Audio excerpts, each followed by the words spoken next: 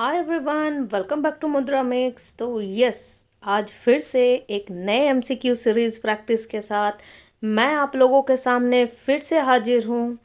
तो जो आज का हम लोग का जो पर्टिकुलर टॉपिक है या फिर जिस पर आज हम लोग एमसीक्यू डिस्कस करेंगे वो है मैक्रो इकोनॉमिक्स, जो कि सेकेंड सेमेस्टर जो हैं सेकेंड सेम वाले कॉलेज के स्टूडेंट्स उनके लिए बेनिफिशियल होगा। साथ ही में जो नेट और सेट के लिए प्रैक्टिस कर रहे हैं, यानी कि national eligibility test and state eligibility test, उनके लिए भी बेनिफिशियल होगा। साथ में पीएचडी के लिए जो क्वेश्चंस होते हैं उनके लिए यूज़फुल होगा। मतलब कि मोस्टली अगर मैं इन शॉर्ट बोलूँ तो जितने भी कॉम्पिटिटिव एग्ज़ाम्स हैं अलॉन्ग विथ कॉलेज के एग्ज़ाम्स हैं उनके लिए ये बहुत ही बेनिफिशियल वीडियो रहेगा। तो डिस्कस करेंगे कुछ 20 एमसीक्यू मैक्रो इकोनॉमिक्स के टॉपिक पर, और हम लोग आज का सेशन ज़्यादा टाइम ना वेस्ट करते हुए स्टार्ट भी करेंगे। एक इन्फॉर्मेशन फिर से दे दूँ एडिशनल, कि जैसा कि हम लोगों को मालूम है कि जो BBMKU और BBU, which is stand for Vinod Bihari Mahto Koylanchal university and Vinoba Bhave university के एग्ज़ाम्स अनाउंस हुए हैं, यानी कि उनके एग्ज़ाम्स जो हैं वो अक्टूबर में हेल्ड ऑन हो सकते हैं सेकेंड सेमेस्टर के। तो उनके लिए काफ़ी यूज़फुल होगा वीडियो। और साथ में एक एडिशनल पॉइंट कि भाई वीडियो थोड़ी सी लंबी हो सकती है, क्योंकि मुझे ऐसा लगता है कि वीडियो के कंटेंट और क्वालिटी के साथ कोई कॉम्प्रोमाइज़ नहीं की जानी चाहिए। तो अंत तक बने रहिए वीडियो के साथ। चलिए ज़्यादा टाइम नहीं वेस्ट करेंगे, लेट्स गेट स्टार्टेड। तो जो आज का हम लोग का पहला सवाल है वो है, which of the following statement is inconsistent with says law. Says law के जो लॉ था उनके साथ कौन सा ऐसा स्टेटमेंट है जो इनकंसिस्टेंट है, यानी कि अगर इनकरेक्ट बोलूँ तो भी गलत नहीं होगा। तो चलिए थोड़ा सा इसको डिस्कस करने से पहले, ऑप्शन डिस्कस करने से पहले एक चीट शीट तैयार कर लेते हैं हम लोग अपना इधर। इसको चीट शीट बोलते हैं, ताकि हम लोग को ईजिली आंसर मिल जाए। क्योंकि अब हम लोग को मालूम है कि जो सेज लॉ है वो लॉन्ग टर्म के लिए है। लॉन्ग टर्म, साथ में क्या बोला था सेज लॉ ने कि supply creates its own demand. Supply अपना डिमांड जो है वो खुद ही क्रिएट कर लेगी, क्रिएट्स इट्स ओन डिमांड। ठीक। साथ में अब चूंकि लॉन्ग टर्म के लिए था तो भाई ये कोई भी इंटरफेरेंस पसंद नहीं करते थे, no government interference. No government interference यानी कि लेजस फेयर पॉलिसी, ऐसा।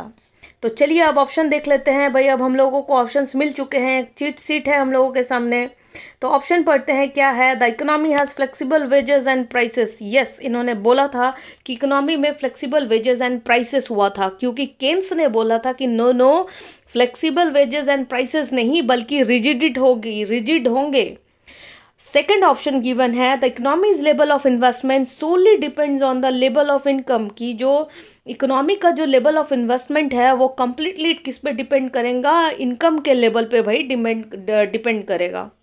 जो थर्ड ऑप्शन है यानी कि सी ऑप्शन है, the economy will produce at full employment level of output. Yes, अगर लॉन्ग टर्म के लिए है तो उन्होंने बोला था सेज लॉ ने कि जो इकोनॉमी है वो कब प्रोड्यूस करेगी, फुल एम्प्लॉयमेंट, यानी कि सारे के पास क्या है, फुल्ली एम्प्लॉयमेंट है, सारे के सारे रिसोर्सेज यूटिलाइज किए जा रहे हैं। तो जो डी ऑप्शन है, the economy has an environment of laissez faire. अभी मैंने बोला कि लेजस फेयर विच मीन्स कि कोई भी इंटरवीन नहीं है मार्केट में। सिचुएशंस अगर कभी भी प्रॉब्लमेटिक हुए, फ्लक्चुएट करा मार्केट, तो वह खुद ब खुद ऑटो करेक्ट हो जाएगा। वहाँ पर कोई भी गवर्नमेंट का इंटरफेरेंस या फिर किसी बाहरी शक्ति, इनविजिबल हैंड की मतलब वैसा ज़रूरत नहीं पड़ेगा। तो भाई इनविजिबल हैंड, क्योंकि वो ऑटो करेक्ट हो जाएगा। तो जो इसका जो करेक्ट आंसर है वो है option B, the economy levels of investment solely depends on the level of income. ये इनकंसिस्टेंट स्टेटमेंट है सेज लॉ के तहत। ठीक। जो आज का जो सेकंड क्वेश्चन है उसको देख लेते हैं कि भाई marginal propensity to consume is what. तो भाई मार्जिनल प्रोपेंसिटी एमपीसी, तो एमपीसी हम लोग कैसे करते हैं, एडिशनल, क्योंकि मार्जिनल लगा हुआ है, एक एक्स्ट्रा यूनिट कंज्यूम करेंगे जब extra unit of income increase करेगा। जैसे ही extra unit of income increase करेगा हम लोग एडिशनल कंजप्शन करते हैं, विच इज कॉल्ड एमपीसी, यानी कि मार्जिनल प्रोपेंसिटी टू कंज्यूम। तो भाई पहला ऑप्शन देख लेते हैं, increase in consumption due to 1 unit of increase in income. Second option, total consumptions divided by total income. C option, both A and B, और D, neither A nor B. तो आज का जो इसका जो सही आंसर होगा कि marginal propensity to consume is what, तो इसका जो करेक्ट आंसर अभी मैंने बोला additional unit, which is option A. थोड़ा सा ध्यान से देखिए ऑप्शन ए को, कि increase in consumption due to 1 unit increase in income. जैसे ही मैंने बोला कि एक एडिशनल यूनिट आपका इजाफा होगा इनकम में, तो भाई हम लोग का तुरंत दूसरा जो यूनिट है कंजप्शन का वो भी इंक्रीज हो जाएगा। जो थर्ड क्वेश्चन है आज का वो देख लेंगे कि in explaining the level of unemployment Keynes emphasise. भाई जो एक्सप्लेन किए थे उन्होंने लेवल ऑफ अनएम्प्लॉयमेंट, जो बेरोजगारी है, केन्स ने किसको एम्फेसाइज किया था ज़्यादा। तो ऑप्शन देख लेते हैं। First option, changes in technology, B, aggregate demand, C, inflationary expectations, और D, lending by financial institution.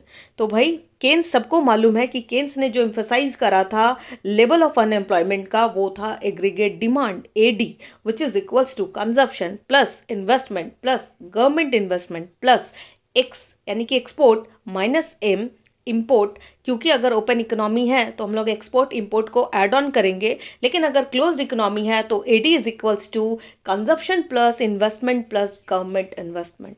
Correct. चलिए आज का जो फोर्थ क्वेश्चन है उसको देख लेते हैं।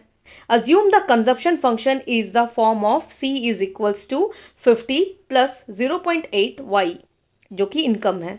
अगर आपका इनकम 1000 रुपीज़ है देन कंजप्शन इज, तो फिर कंजप्शन कितना होगा, इस तो ऑलरेडी गिवन है। तो भाई वैल्यू बस पुट ऑन करना है कि सी इक्वल्स टू दिया हुआ है कितना 50 प्लस 0.8, और इनकम कितनी दे रखी है 1000। तो अगर डेसिमल हटाते हैं इस फॉर्म में अगर लिखते हैं कि 50 प्लस 8/10, क्योंकि भाई डेसिमल हटाया तो 10 आ गया, और यहाँ 1000 क्योंकि मल्टीप्लाई हो रहा है इनकम यहाँ पर, तो ये 10 कटा ये 10 कटा, बचा 50 प्लस 800, और आंसर कितना 850। तो भाई यहाँ ऑप्शन में 850, यस, ऑप्शन डी करेक्ट हो जाएगा इस क्वेश्चन का। चलिए आज का जो नेक्स्ट क्वेश्चन है उसको देख लेते हैं। In the simple Keynesians model consumption is a function of, कि भाई सिंपल जो केनेशियंस मॉडल था उसमें जो कंजप्शन इज अ किसका फंक्शन होगा। Option A rate of interest, option B level of income, option C price level, और option D none of the above, यानी कि ऊपर में से कोई भी ऑप्शन सही नहीं है। तो जो इसका करेक्ट आंसर होगा, क्योंकि simple Keynesians model consumption is a function of level of income, इसका फंक्शन है, क्योंकि तभी तो हम लोग ऐसा वाला कि भाई जैसे जैसे हमारा इनकम, ये इनकम वाला और ये कंजप्शन वाला, तो जैसे जैसे हम लोगों का इनकम बढ़ता जाएगा वैसे वैसे कंजप्शन भी क्या होगा, बढ़ता जाएगा। ठीक, तो भाई लेवल ऑफ इनकम पे डिपेंड करता है सिंपल केनेशियंस मॉडल कंजप्शन का। जो आज का जो छठा सवाल है वो देख लेते हैं, यानी कि sixth question. In the simple Keynesians model investment is, simple Keynesians model में इन्वेस्टमेंट क्या है। तो जो ऑप्शन ए है fixed, option B a function of level of income, option C either fixed और a function of level of income, और option D none of the above, और ऊपर में से कोई भी ऑप्शन सही नहीं है। तो जो इसका जो करेक्ट आंसर हो जाएगा कि in the simple Keynesians model investment is either fixed और अ फंक्शन ऑफ इनकम, या तो फिक्स्ड होगा नहीं तो किसका फंक्शन होगा, लेवल ऑफ इनकम का। चलिए नेक्स्ट क्वेश्चन पे जंप करते हैं। विच of the following statement is incorrect, नकारात्मक क्वेश्चन पूछा है एमसीक्यू में। मैं अगेन बोलूंगी, please read the question very carefully. अगर आपने इसको अच्छे से रीड नहीं करा तो पॉसिबिलिटी है कि आपके आंसर्स गलत मार्क होंगे, जिसके तहत आपके मार्क्स डिडक्ट होंगे। तो प्लीज़ थोड़ा सा टाइम दे, आराम आराम से क्वेश्चन को पढ़े, देखे नकारात्मक है या फिर सकारात्मक या फिर नेगेटिव या पॉजिटिव, देखे कि स्टेटमेंट क्या पूछा हुआ है। जैसे यहाँ इनकरेक्ट पूछा हुआ है, तो in the simple Keynesians model incorrect पूछा है यहाँ, MPC plus MPS is equals to 1, correct. APC यानी कि average propensity to consume plus average propensity to save is also equals to 1। तो भाई ये जो दोनों ही जो स्टेटमेंट है भाई वो जानते हैं हम लोग कि यस इट इज़ करेक्ट, तभी तो अगर हम लोग फॉर्मूला भी सेट करते हैं एमपीसी यानी कि marginal propensity to consume plus marginal propensity to save वो 1 के बराबर होगा। कभी क्वेश्चंस पूछते हैं कि भाई मार्जिनल प्रोपेंसिटी टू सेव निकालो, तो वो कैसा 1 minus MPC marginal propensity to consume ये आ जाता है। तो मतलब भाई ऊपर वाला सही दूसरा सही, तो भाई इनकरेक्ट पूछा था तो भाई दोनों ही सही है, यानी कि तीसरा भी आप एलिमिनेट कर लीजिए एमसीक्यू में। अगर आप एलिमिनेशन आपको आ गया एमसीक्यू में तो आपके लिए बहुत ही बर्डन हल्का हो जाएगा। सी देखो ना यहाँ पर MPC plus MPS is equals to 1, ये तो हो ही नहीं सकता क्योंकि ये है average propensity to consume plus average propensity to save is equals to 1, ये भी है। तो भाई दोनों है यानी कि सी भी नहीं होगा, तो इसका जो करेक्ट आंसर हो जाएगा वो है नीदर ए नॉर बी। ठीक, चलिए क्वेश्चन नंबर 8 पे आते हैं। In simple Keynesians model stability of equilibrium exist if, कब से स्टेबिलिटी होगा इक्विलिब्रियम एग्जिस्ट करेगा सिंपल केनेशियंस मॉडल में। तो हम लोग ऑप्शन देख लेते हैं। APC is less than 1, APS is less than 1, MPC is less than 1 और नन ऑफ द अबव। तो भाई केनेशियन सिंपल मॉडल की स्टेबिलिटी ऑफ इक्विलिब्रियम एग्जिस्ट कब करेगा, अगर जो एवरेज प्रोपेंसिटी टू कंज्यूम है वो 1 से कम होगा यानी कि लेस देन 1 होगा। जो आज का जो 9th नंबर का क्वेश्चन है कि Keynesians analysis is short run analysis, B long run analysis, both short and long run analysis और neither short nor long run analysis. तो भाई अभी बोला कि एलिमिनेशंस करके हटा लीजिए आप, क्योंकि केनेशियंस जो थे उन्होंने क्रिटिक्स करा था या फिर एक्सटेंड करा था सेज लॉ, और जो लॉन्ग टर्म वाला जो लॉ था उनको उन्होंने एक्सटेंड करा था। क्योंकि हम लोग को मालूम है कि ग्रेट डिप्रेशन जब आया था 1930 और 19 जो पीरियड था 1936 के आसपास का, उस समय जो इनकी जो पॉलिसीज थी, इनके जो लॉस थे सेज लॉ के, वो मुंह के बल गिरे थे और इकोनॉमी किसी भी कीमत पे बाहर आ ही नहीं रही थी, वो एक गड्ढे पर गिरी हुई थी। तो भाई प्रोफेसर केन्स ने एंट्री मारी, जैसे कि धोनी एंट्री मारता है और क्रिकेट का रुख बदल देता है, वैसे ही प्रोफेसर जॉन मैनार्ड केन्स ने एंट्री मारी और पूरे के पूरे जो थियरीज थे लॉन्ग टर्म वालों का उनका बिल्कुल ही ख़त्म हो गया। उनको एक्सटेंड करा कि नहीं ऐसा नहीं है, क्योंकि केन्स ऐसा बोलते हैं कि इन शॉर्ट मतलब इन लॉन्ग टर्म, जो लॉन्ग टर्म है वी ऑल आर डेड, हम लोग सब मर जाते हैं। लॉन्ग टर्म ने किसको देखा है भाई। तो इनका जो पर्टिकुलर जो एम्फेसाइज था वो शॉर्ट रन को लेके था। तो भाई इसका जो करेक्ट आंसर हो जाएगा वो था कि Keynes analysis is a short run analysis. ठीक, चलिए जो आज का 10वां सवाल है वो देखते हैं। The average propensity to consume is measured by option A C upon Y which is consumption upon income, B consumption is equals to income, C income upon consumption, D consumption plus income. तो भाई APC all are known कि APC is equals to consumption plus Y. ठीक, क्योंकि marginal तो ठीक इसका उल्टा हो जाएगा, अगर एमपीसी का पूछे तो भाई change into consumption upon change into income. ठीक, चलिए जो आज का नेक्स्ट क्वेश्चन है यानी कि 11th नंबर का क्वेश्चन है उसको देख लेते हैं। An increase in marginal propensity to consume will increase in one more time, an increase in marginal propensity to consume will क्या लेड करेगा भाई। Option 1 lead to consumption functions becoming steeper हो जाएगा उसका graph, shift the consumption function upward, उसका जो graph है वो अपवर्ड शिफ्ट करेगा, shift the consumption functions downward कि डाउनवर्ड शिफ्ट होगा, या shift the saving functions upward, जो सेविंग का जो ग्राफ है वो अपवर्ड शिफ्ट हो जाएगा। तो भाई we all are known an increase in marginal propensity to consume will lead to consumption functions becoming steeper हो जाएगा। चलिए आज का जो 12th नंबर का क्वेश्चन है उसको देख लेते हैं। अगेन एक न्यूमेरिकल आ जाता है यहाँ पर हम लोगों के सामने।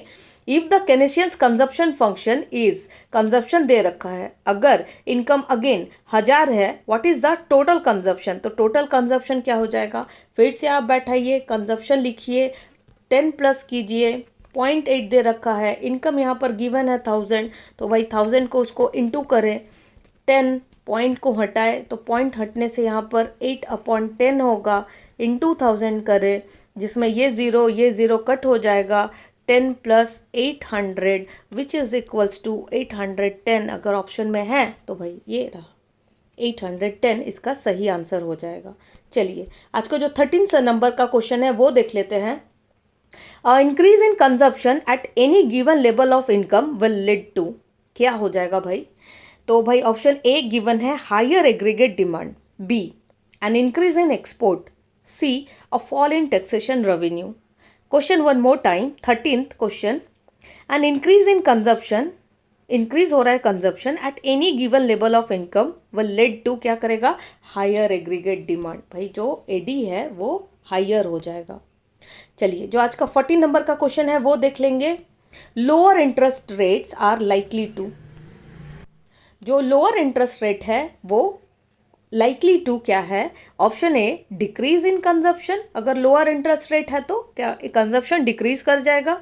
इंक्रीज कॉस्ट ऑफ बोरोइंग, क्या बोरोइंग करने का कॉस्ट इंक्रीज करेगा, या इनकरेज सेविंग होगा कि भाई सेविंग इंकरेज करेंगे, या फिर इंक्रीज बोरोइंग एंड स्पेंडिंग। भाई lower rate of interest, simple, अगर रेट ऑफ इंटरेस्ट आपका कम है तो भाई आप बोरो ज़्यादा करोगे ना, और जब आप बोरिंग ज़्यादा करोगे तो भाई आप स्पेंड भी ज़्यादा करोगे, बिल्कुल नेचुरल है ये, तो ऐसे ही सॉल्व हो जाने हैं, खत्म हो जाएगा। डिक्रीज कंजप्शन कैसे होगा? लो इंटरेस्ट रेट तो आप बोरो करोगे, आप मोर कंज्यूम करेंगे। इंक्रीज कॉस्ट ऑफ बोरिंग नहीं भाई, ये भी नहीं। एनकरेज सेविंग, ये भी नहीं। जो इसका फ्रूटफुल आंसर होगा वो है increase borrowing and spending also. आज का जो 15 नंबर का क्वेश्चन है वो देख लेते हैं। The marginal propensity to consume is equals to, किसके बराबर है MPC? Total spending upon total consumption, total consumption upon total income, change in consumption upon change in income, और D change in consumption upon change in savings. तो भाई अभी मैंने इसको discuss किया कि द एमपीसी को आप किस में करेंगे, शो करेंगे, जब हम लोगों को न्यूमेरिकल फॉर्म में सॉल्व करना पड़ता है। तो मैंने अभी बोला कि MPC is equals to change in consumption upon change in income. तो भाई यहाँ दे रखा है change in consumption upon change in income, जो कि ये हो जाएगा। चलिए आज का जो 16वां या फिर 16 नंबर का क्वेश्चन है उसको देख लेते हैं। An increase in investment is caused by, अगर इंक्रीज हो रहा है इन्वेस्टमेंट तो किसके कारण हो रहा है? अभी इसको इसके पहले क्वेश्चन में डिस्कस करा। Option a lower interest rate, expectations of lower national income, C a decrease in the marginal propensity to consume, कि आपका एमपीसी डिक्रीज किया कर जाएगा उसके कारण ऐसा हो रहा है, या फिर एन इंक्रीज इन विड्रॉल्स, कि भाई जो हम लोग पैसे निकाल रहे हैं उसके कारण, विड्रॉल्स इंक्रीज करने के कारण। तो एन इंक्रीज इन इन्वेस्टमेंट किसके कारण होगा? इन्वेस्टमेंट कैसे इंक्रीज होगा? जब रेट ऑफ इंटरेस्ट आपका कम होगा। रेट ऑफ इंटरेस्ट कम होने से ही आपका जो इन्वेस्टमेंट है, वो जो इन्वेस्टर्स हैं वो ज़्यादा करते हैं, क्योंकि उनको बैंकों को या फिर जिससे भी उन्होंने मनी को लिया है उनको रेट ऑफ इंटरेस्ट कम देने पड़ते हैं। तो इसका जो करेक्ट आंसर हो जाएगा वो लोअर रेट ऑफ इंटरेस्ट हो जाएगा। चलिए आज का जो 17 नंबर का क्वेश्चन है उसको देखते हैं। An increase in interest rate, अभी कम था इंटरेस्ट रेट, इसको सॉल्व करने से पहले ही आप सॉल्व कर लीजिए, कॉमन सेंस। अभी इससे पहले हम लोगों ने किया कि अगर रेट ऑफ इंटरेस्ट कम है तो इन्वेस्टमेंट बढ़ेगा। अभी इसमें क्वेश्चन पूछा है कि अगर ROI यानी कि रेट ऑफ इंटरेस्ट अगर इंक्रीज है तो क्या होगा? तो A is likely to reduce savings, B is likely to reduce external value of currency, C leads to shift in MEC marginal efficiency of capital schedule, और D leads to a movement along MPC schedule। तो भाई investment आप कम करोगे ना, क्योंकि आपको rate of interest ज़्यादा देना पड़ रहा है, क्योंकि रेट ऑफ इंटरेस्ट इंक्रीज है। तो इसका ऑप्शन हो जाएगा क्या? leads to movement along MEC which is marginal efficiency of capital schedule। आज का जो 18 नंबर का क्वेश्चन है, 18 नंबर का क्वेश्चन है, which of the following are not characteristics of Keynesians consumption function? कौन सा नहीं है? सी नॉट देखना मत भूलना, नकारात्मक क्वेश्चन है, नॉट पूछा है यहाँ, नॉट। तो option A the main influence of consumption in the short run is current disposable income, B the marginal propensity to consume is less than 1, the average propensity to consume decrease as income increases, and the average propensity to consume increase as income increases. तो इसका जो not characteristics है केनेजियंस consumption function का, इसका answer हो जाएगा कि जो average propensity to consume increase करेगा इन इनकम इंक्रीजेस। नहीं, ऐसा नहीं होता है। उन्होंने बोला था average propensity to consume increase नहीं होता है इनकम बढ़ने के साथ। वो तो उनको बोल ही दिया था कि भाई वो तो मतलब जो ग्राफ आप जब इसका देखेंगे केनेजियंस का तो आपको समझ में आ जाएगा कि उन्होंने बोला था कि average propensity to income fixed रहता है, वो इनकम इंक्रीज करने से नहीं बढ़ता है। इसका जो ये वाला है वो सही है कि the average propensity to consume decrease as income increases. तो भाई इनकरेक्ट पूछा था तो ऑप्शन डी करेक्ट हो जाएगा, ये वाला ऑप्शन। चलिए जो आज का सेकंड लास्ट क्वेश्चन है उसको देख लेंगे। An increase in investment is most likely to be caused by. अगर इंक्रीज हो रहा है इन्वेस्टमेंट में, अगेन सेम क्वेश्चन, भाई इंक्रीज होगा इन्वेस्टमेंट तो भाई सिंपल सा बात है, आप रेट ऑफ इंटरेस्ट को कम रखोगे तो भाई इन्वेस्टमेंट में इजाफा होगा, इन्वेस्टर्स ज़्यादा से ज़्यादा वो करेंगे, इन्वेस्ट करेंगे ना। तो इसका तो बिना पढ़े ही आप फर्स्ट ऑप्शन को तुरंत भाई आंख मूंद कर इसको कर दीजिए, लोअर इंटरेस्ट रेट बी। ये सबको पढ़ने का तो रिक्वायरमेंट ही नहीं रहा, आप तो एलिमिनेट कर दिए फटाक से, कुछ ही सेकंड में आपके पास आंसर आ गया। अगर आपके कॉन्सेप्ट्स बिल्कुल थॉरली आपको मालूम है या फिर नॉलेज में है तो आपको एमसीक्यू जैसे क्वेश्चन सॉल्व करने में ज़्यादा समय बिल्कुल भी नहीं लगेगा। चलिए आज के सीरीज़ का या फिर आज के सेशन का जो लास्ट क्वेश्चन है वो देख लेते हैं। A profit maximising firm will invest up to the level of investment where, कि एक जो प्रॉफिट मैक्सिमाइज करने वाला जो फर्म है वो इन्वेस्ट करेगी लेवल ऑफ कितने लेवल के इन्वेस्टमेंट के साथ, यानी कि कहाँ करेगी। तो जो ऑप्शन है the cost of borrowings equals marginal efficiency of capital, option B the cost of borrowing अगर ग्रेटर है the marginal efficiency of capital. भाई ये ऐसे कैसे हो सकता है कि जो मार्जिनल इफिशिएंसी ऑफ कैपिटल है द कॉस्ट ऑफ बोरोइंग वो ज़्यादा है। भाई बोरो करने का कॉस्ट ज़्यादा है तो भाई आप यहाँ पर इसको कैसे ही कर सकते हो, आप तो यहाँ पर प्रॉफिट मैक्सिमाइजिंग कैसे करेगी कंपनी, आपको तो रेट ऑफ इंटरेस्ट ज़्यादा देना पड़ रहा है ना, आरओआई आपको ज़्यादा देना पड़ेगा, तो भाई प्रॉफिट तो कम हो जाएगा आपका। क्योंकि हमें मालूम है कि जो प्रोड्यूसर्स लोग हैं उनका जो मोटिव होता है वो प्रॉफिट को मैक्सिमाइज करने का होता है, प्रोडक्शन के कॉस्ट को लो करने का होता है। क्योंकि अगर प्रोडक्शन का कॉस्ट हाई जाएगा तो उनको अपने प्रॉफिट में से देना पड़ेगा और वो कोई भी प्रोड्यूसर नहीं चाहता है। तो भाई ये तो ख़त्म हो गया फर्स्ट पहले ही, तो भाई फर्स्ट नहीं यानी कि बी वाला option. C the cost of borrowing is less than marginal efficiency of capital, no. D the cost of borrowing is equals to marginal propensity to consume, no. भाई ये भी नहीं, तो इसका जो करेक्ट आंसर हो जाएगा वो हो जाएगा the cost of borrowings equal. भाई इक्वल है किसके, मार्जिनल इफिशिएंसी ऑफ कैपिटल के, तो ही एक प्रॉफिट मैक्सिमाइजिंग फर्म क्या करेगी, will invest up to the level of investment where the cost of borrowing equals marginal efficiency of capital यानी कि MEC। तो भाई ये थे आज के सीरीज़ के 20th क्वेश्चन जो हम लोगों ने डिस्कस करे थोड़े थोड़े एक्सप्लेनेशन के साथ, और हो सकते हैं हेल्पफुल जो क्वेश्चंस रेडी कर रहे हैं यानी कि जो प्रिपेयर कर रहे हैं कॉलेज लेवल के स्टूडेंट्स के साथ। होपफुली आपको ये सेशन अच्छा लगा होगा, अपने कमेंट्स के थ्रू बताइए मुझे कि आपको ये सेशन कैसा लगा। Hopefully you like the session. Thank you.